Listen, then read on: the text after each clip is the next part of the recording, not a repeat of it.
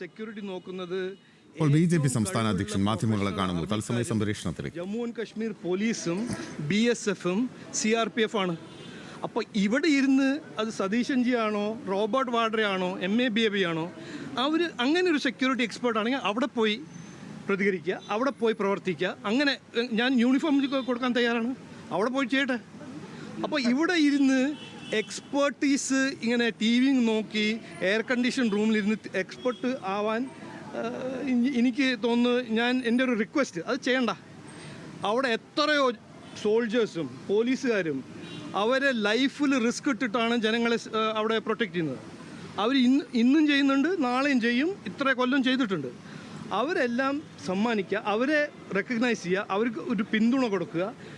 നമുക്ക് എന്തെങ്കിലും ഇന്ന് ചെയ്യാനുണ്ടെങ്കിൽ കുറച്ചൊരു റെസ്പോൺസിബിൾ ഒരു പൊളിറ്റീഷ്യൻ ആണെങ്കിൽ ഇന്ന് യുണൈറ്റഡ് അഗെയിൻസ്റ്റ് ടെറർ എന്ന് പറഞ്ഞ് മുമ്പോട്ട് പോവുക.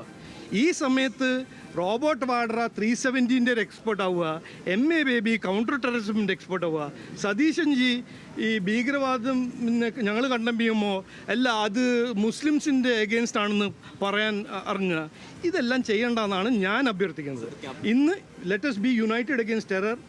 പാകിസ്ഥാനിന് ഇന്ത്യ ഒരു മറുപടി കൊടുക്കണം. ഇതിൽ പ്രീണ രാഷ്ട്രീയം കൊണ്ടുവരാൻ പാടില്ല.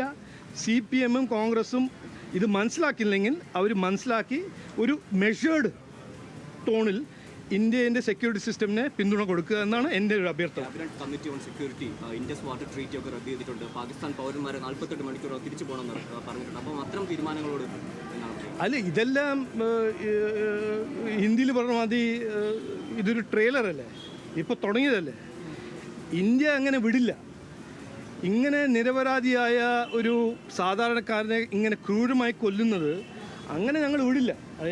ഞാനിപ്പോൾ സർക്കാരിലല്ല, എന്നാലും എനിക്ക് 100% കോൺഫിഡൻസ് ഉണ്ട് നമ്മുടെ പ്രൈം മിനിസ്റ്ററും ഹോം മിനിസ്റ്ററും നമ്മുടെ സെക്യൂരിറ്റി സിസ്റ്റം ഇതിനൊരു നല്ല മറുപടി കൊടുക്കും.